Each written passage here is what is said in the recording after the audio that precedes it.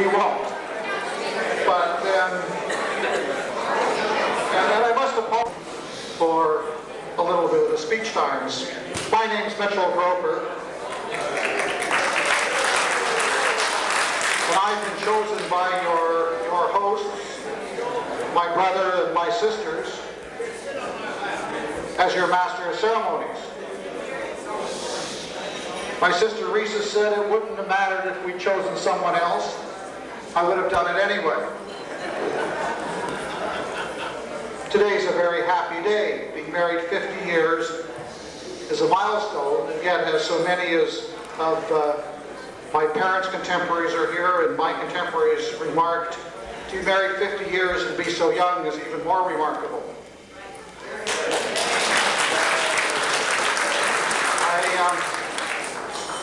In thinking of what I'd introduce today, I thought I'd say that we're a very fortunate family. Fortunate to all live in Vancouver together and to enjoy each other as best friends, and to have our children have the joy, encouragement, association with, guidance, confidence, and above all, love of grandparents. So, since we're fortunate to celebrate this evening with so many close and loving family members, I thought I would introduce each of them to you. And as I do, I'll ask them to stand. First, your hosts, 4 gropers, and as we lovingly call them, 4 ungropers. My sister Risa, her husband Bill Levine. This is a big family. I have a long list. Hold your applause because we've been here for a long time. And his wife Marla. Miriam.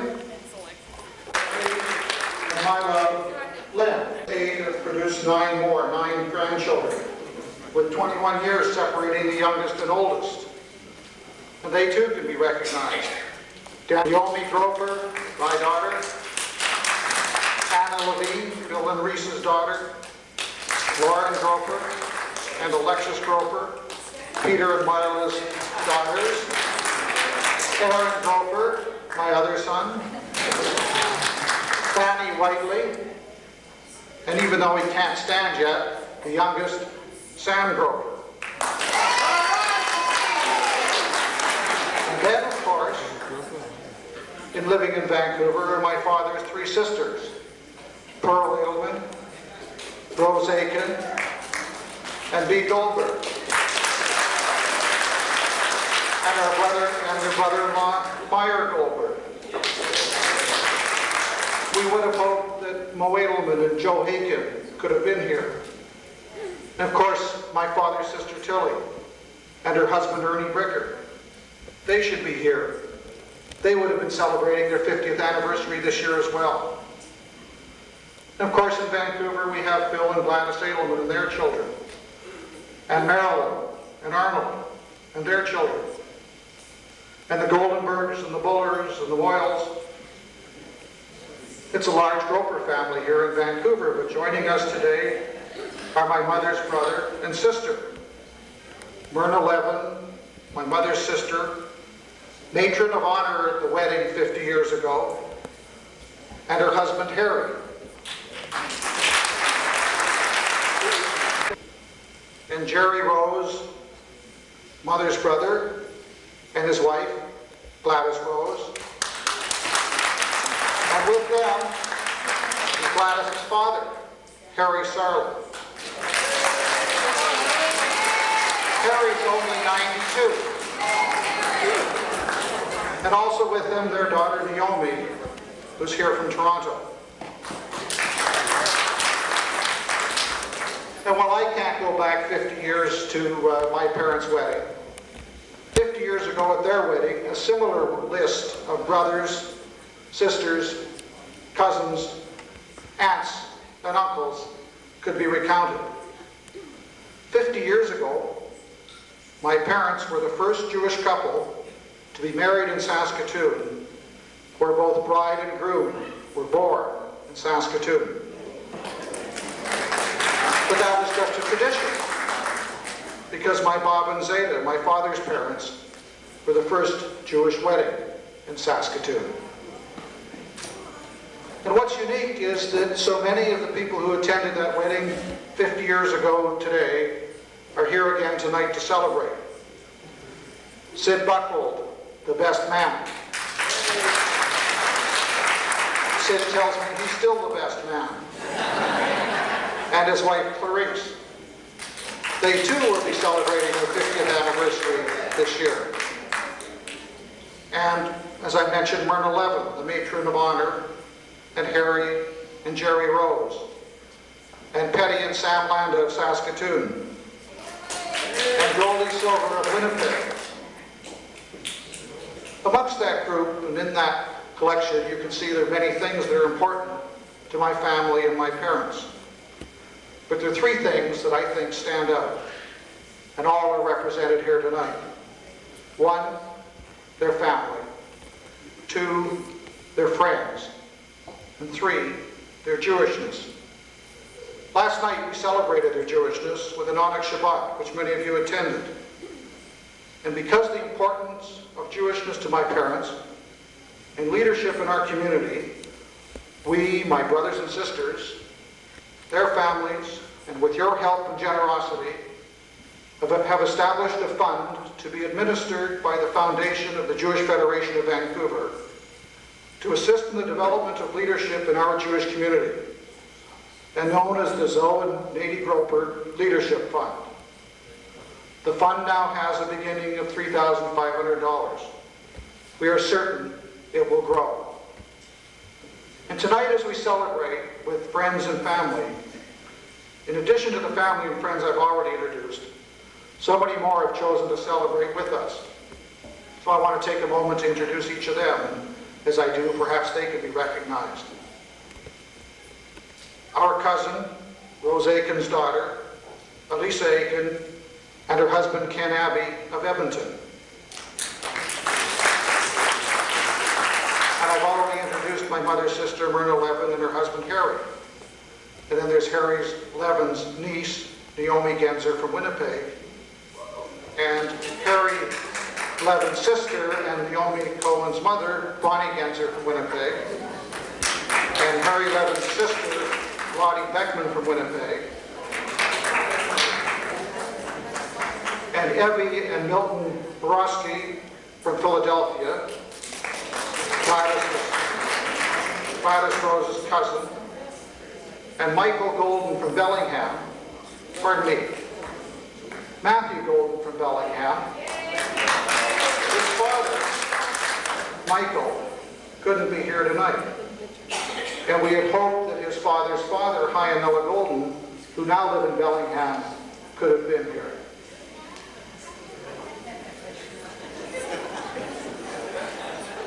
You need someone. Take him to the bathroom. Times like that, it doesn't matter what your dad is doing. Thank you, Neil.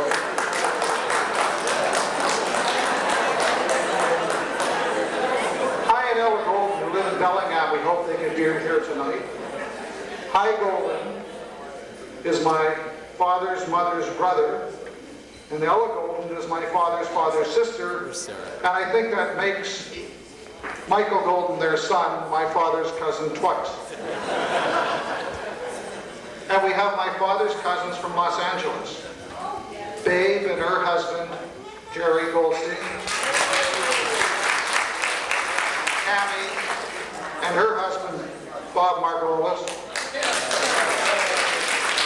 and Esther and her husband, Bob Metzner. Sam, the youngest grandson, is named after their father, my father's uncle, Sam Groper. We had hoped his wife, Sarah Groper, could have been here with us tonight. And there are some dear lifelong friends of my parents here, Gwen and Dovie Davidner of Winnipeg,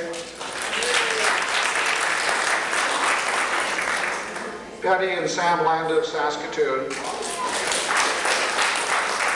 Jerry Michikowski of Ottawa,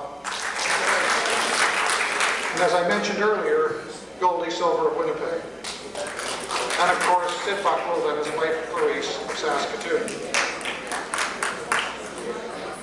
My mother's brother, my Uncle Jerry, he wants to take us back 50 years.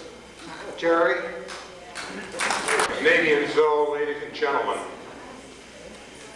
A few weeks ago when Gladdy and I were discussing our forthcoming trip to Vancouver to help celebrate Zoe Nate's 50th anniversary, Gladdy, who was at the time Zoe and Nate were married, was a veritable youngster, a child, asked me what went on at the wedding. When I couldn't remember, we decided that I would go and find out what the daily press had to say about Zoe and Nate's wedding. So we clipped got a copy of the Star Phoenix article, Tuesday, June 13th, 1939, on the woman's page. No newspaper would have a woman's page today. But anyway, there was a very good picture of the bride and groom that didn't reproduce, but the article did.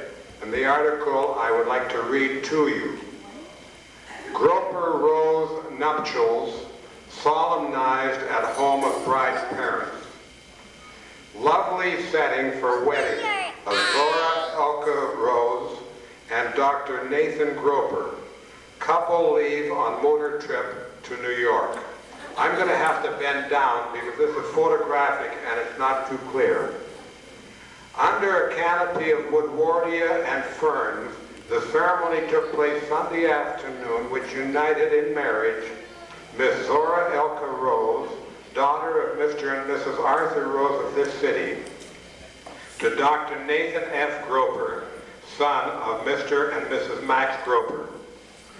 Baskets of white gladioli and peonies, together with tall candelabra, formed an effective setting for the nuptials, which were solemnized by Rabbi Schuster at the home of the bride's parents. The bride frock was a simple white chiffon model with off-the-shoulder décolleté and short puff sleeves. The skirt had a slight train, and she wore her sister's wedding veil flowing out from a Juliet cap with bandeau of pearls. She carried a shower bouquet of gardenias and lily of the valley. Mrs. Harry William Levin of Winnipeg, the bride's sister, was matron of honor, and she wore a smart costume of teal blue with shirred draped bodice and wide natural straw hat with fuchsia streamers. Her bouquet was Joanna Hill roses and fuchsia stocks. Miss Naomi Rose, small cousin of the bride, acted as flower girl, wearing a white frock of dotted Swiss with blue ribbon trimming. She carried a basket of sweet peas. The best man was Mr. Sidney L. Buckwold, and the ushers were Messrs. Harry Bullard, cousin of the bridegroom, and the bride's brother, Mr. Gerald F. Rose. The wedding music was played by Miss Dora Deshevsky. Mrs. Arthur Rose chose for the occasion a lovely frock of grape wine crepe trimmed with silver beads and hat to match with a small veil. Her corsage was of Johanna Hill roses. Mrs. Groper was in queen blue sheer with jacket and soft gold straw hat. Her flowers were red roses. Silver candelabra holding tall tapers lent a dignified touch to the bride's table, and in the center was the three-tiered wedding cake topped with lilies of the valley. Mrs. Max Scharfer, aunt of the bridegroom, and Mrs. Louis Holzberg of Superior, Wisconsin, aunt of the bride, performed the honor for the first hour. Their place was being taken later by Mrs. Martin A. Rose, aunt of the bride. and Mrs. N. Edelman, sister of the groom. The three sisters of the groom, Mrs. Tilly, Rose, and Bessie Groper, and the Mrs. Tilly Goldenberg, Toby Buller, Ruth Weinstock, Clarice Rabinovich, and Mrs. Louis Goluboff assisted with the serving. Dr. and Mrs. Groper left later in the day on a motor trip to New York, traveling by way of the Great Lakes and Eastern Canada. The bride's going away costume was navy blue and dusty rose pink with bellhop jacket. Her accessories were in Concord blue. On their return, they will reside in Montrose Courts. Among the guests who came from a distance to attend the wedding were Mr. and Mrs. Louis Holzberg, Miss Diane and Master Kenneth of Superior, Wisconsin, Mr. and Mrs. Martin A. Rose and Miss Naomi, Miss Clarice Rabinovich, Miss Tilly Groper, all of Regina, Miss Ruth Weinstock, Jansen, Mr. and Mrs. M. Hawk, and Mr. and Mrs. A. Packer of Bigger. That, ladies and gentlemen, 50 years ago, Tuesday, appeared in the Saskatoon Star-Phoenix as the report on the wedding of Zoe Nate, the wedding we are celebrating tonight on their 50th anniversary. Picture is worth 1,000 words.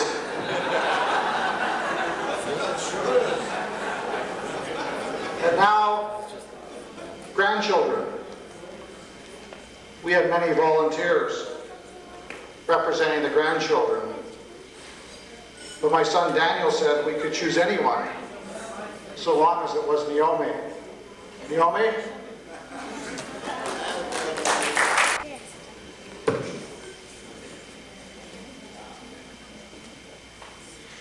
Trying to prepare something to say to you, Grammy and Grandpa, on behalf of the grandchildren, turned out to be more difficult than I had expected. How can one person represent the feelings of a group ranging from the age of 7 weeks to 21 years? Although it might seem difficult for one person to speak for such varying ages, the fact of the matter is that you have been special to us no matter how old we are.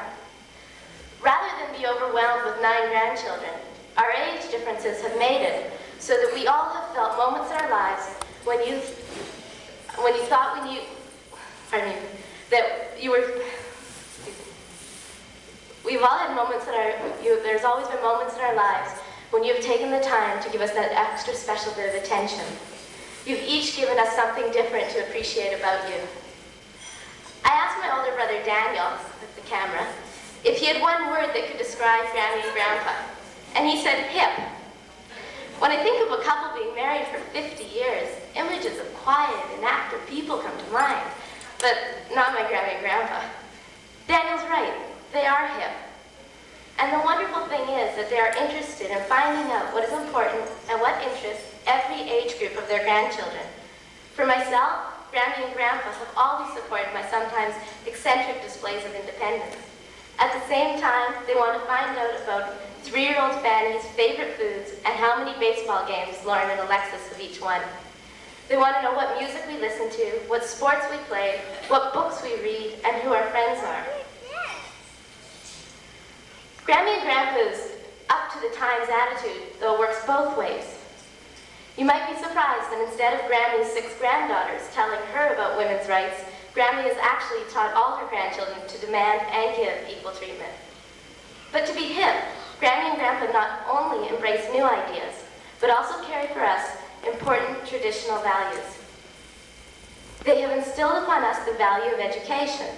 They are interested not only in how we fare at university, but how we like grade 12, grade 6, grade 4, and what our feeling and how we feel about going into kindergarten. Grammy and Grandpa also continue to show us the value of Jewish traditions. Friday night dinners and Rosh Hashanah afternoon lunches are all very important to us. Even though we all appreciate Grammy and Grandpa for something different, I think my little brother Aaron hit it right on the head. Yesterday in the car, I said to him, "What is it that you think makes Grammy and Grandpa really special?" And he said, "I really like that when I stayed with them, they tried to teach me to tell time. And that's it, time. That's what you're all about. For generous time, quality time, and taking the time to find out what makes each one of us tick." Thank you very much, Granny and Grandpa. And the rest of the grandchildren to make a small presentation.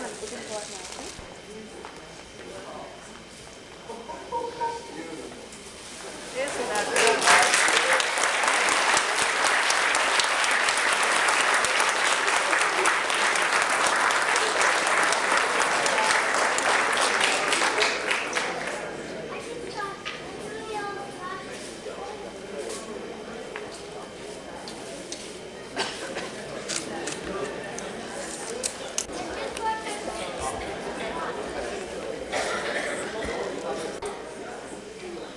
For friends, than my father's lifelong best friend, the best man at the wedding 50 years ago, Sid Buchwald. Sid?